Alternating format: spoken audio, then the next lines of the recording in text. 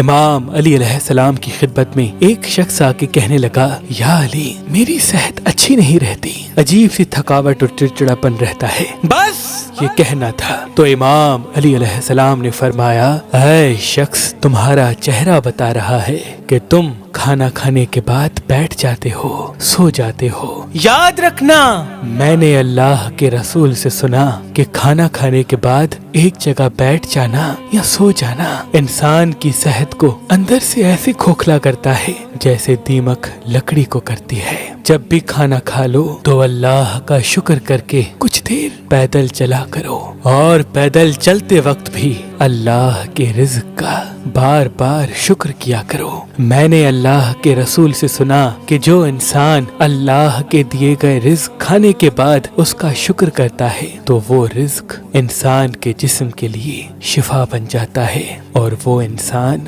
ہر قسم کی بیماری اور پریشانی سے اللہ کی پناہ میں رہتا ہے، اللہ کی پناہ میں رہتا ہے، اللہ کی پناہ میں رہتا ہے۔